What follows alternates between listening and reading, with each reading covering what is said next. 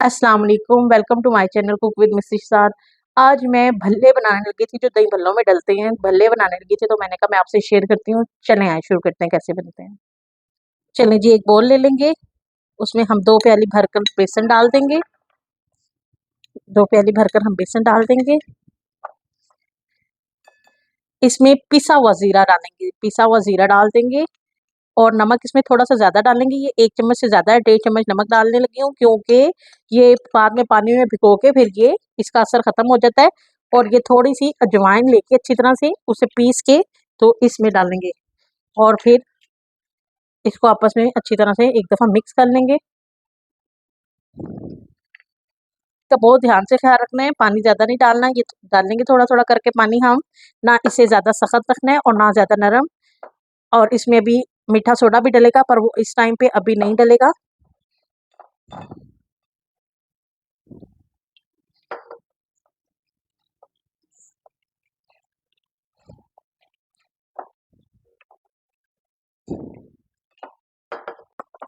ये देखिए जी, इसे अच्छी तरह से बीट करेंगे। ये अभी भी सख्त है, थोड़ा-सा पानी हम और डालेंगे।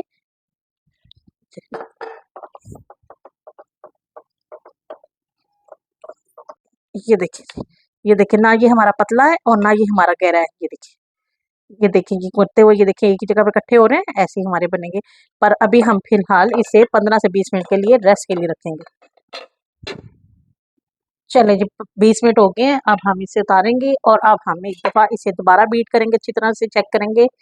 और अब इस लम्हे पर आकर हम आधा चम्मच मीठा सोडा, खाने वाला सोडा कह सकते हैं इसे, मीठा सोडा कह सकते हैं, ये इसको डालेंगे और अब इसको अच्छी तरह से हम मिक्स करेंगे।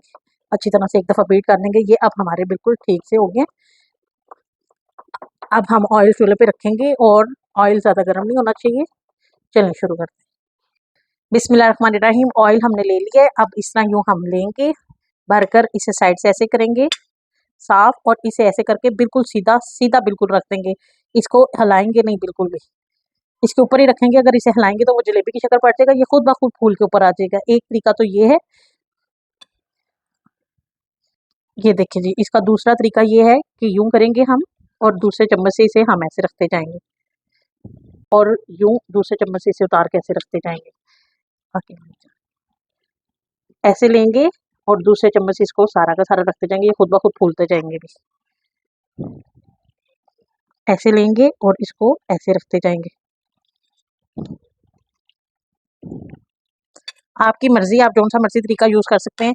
मेरे ख़्याल से मुझे तो ये ज़्यादा बेहतर लगता है कि इसे ऐसे खड़े रखें, ये ब इसके ऊपर ही हिलाते जाएँ, ये खुद ही फूल के ऊपर आते जाएँगे।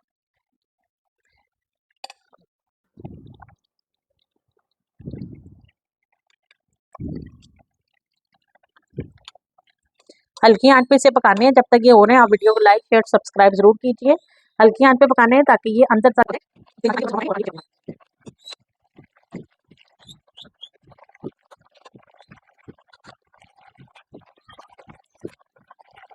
ये देखिए जी खुद ब खुद फूलने लग गए। इसे 6 से 7 मिनट लगेंगे पकने में। ये खुद ब खुद फूल-फूल के ऊपर आ रहे हैं। फिर हम हल्का-हल्का साइड चेंज करेंगे सबकी हर तरफ से। ये देखिए खुद फूलने लग गए हैं ये। आँच इसकी आप देख रहे हैं कितनी हल्की है ताकि ये अंदर तक सही तरह से पक जाएँ, नहीं तो ऊपर-ऊपर से ये पकेंगे और अंदर से खस्तापन नहीं आएगा, सख्त हो जाएँगे।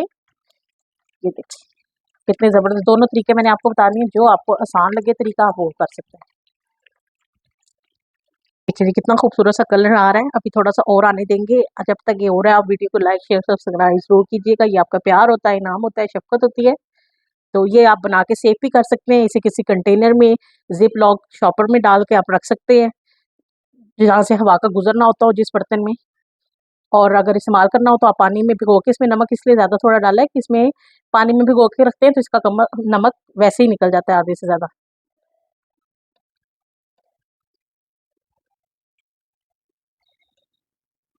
चलें जी, ये देखें जी माशाल्लाह से हो गया। ये देखें कितना खूबसूरत इनका कलर निकला है। इसे उठाएँगे, इस तरह झाड़ेंगे और इस तरह छन्नी में डालते जाएँगे।